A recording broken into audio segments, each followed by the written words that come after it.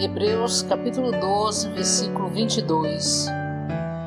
Mas chegastes ao monte Sião e à cidade do Deus vivo, a Jerusalém celestial e a miríades de anjos, a Assembleia Universal. Salmo capítulo 48, versículo 1. Grande é o Senhor e muito digno de ser louvado, na cidade do nosso Deus. Jerusalém foi edificada numa área montanhosa. O Monte Sião era um dos montes sobre o qual Jerusalém foi edificada.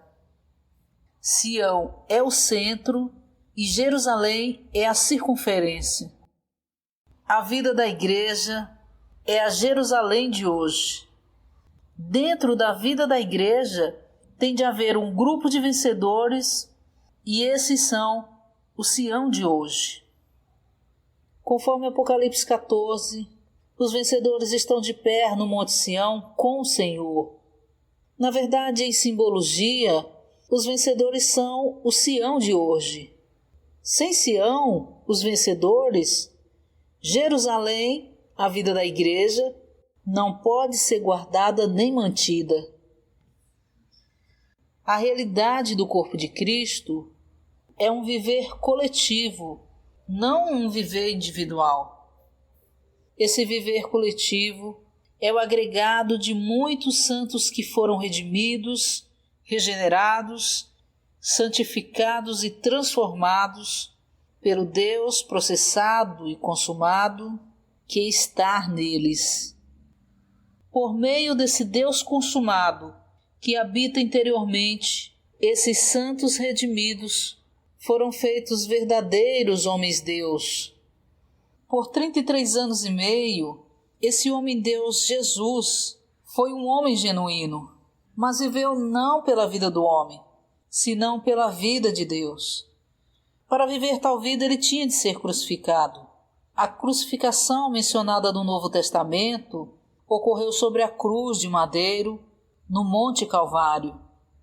Mas você precisa perceber que antes de Cristo estar ali, na crucificação física, ele estava sendo crucificado todos os dias por 33 anos e meio. Jesus não era um ser humano, um homem genuíno? Sim, mas ele não viveu por meio daquele homem genuíno. Em vez disso, ele manteve aquele homem genuíno na cruz. Então, no aspecto da ressurreição, ele viveu a vida de Deus. A vida de Deus com todos os seus atributos foi vivida nesse homem-deus Jesus e expressa como as virtudes desse homem-deus.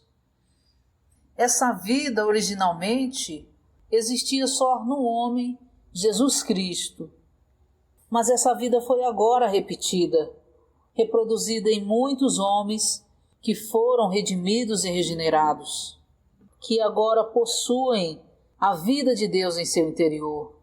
Todos eles foram alimentados, santificados, transformados e aperfeiçoados, não apenas para tornarem-se cristãos maduros, mas para serem homens-deus. A realidade do corpo de Cristo é o viver coletivo dos homens-deus aperfeiçoados, os quais são homens genuínos, porém não vivem por sua vida, mas pela vida do Deus processado, cujos atributos são expressos por meio de suas virtudes. A morte de Cristo é um molde, e Paulo colocou-se naquele molde de morte para ser conformado a ele. Nesse homem, Paulo, todos podiam ver a marca e a imagem da cruz. Sua velha vida foi conformada à imagem da morte de Cristo pelo poder da ressurreição de Cristo. O poder da ressurreição fortaleceu para viver a vida de um homem-deus. O Senhor espera que muitos de nós sejamos tais pessoas. Eu creio que entre nós haja alguns nessa condição. Talvez não constantemente, mas pelo menos momentaneamente assim. Muitas vezes, quando tentava falar com minha esposa, algo falava comigo interiormente. Isso não provém do seu espírito. Isso vem do seu velho homem. Imediatamente eu parava. Às vezes eu ia a ela e imediatamente voltava, porque estava ainda em meu homem natural. Enquanto ia, algo em meu interior me fazia voltar. Era o próprio Espírito que dá vida, o Cristo pneumático. O Deus triuno processado me fazia voltar. E isso ocorria em ressurreição.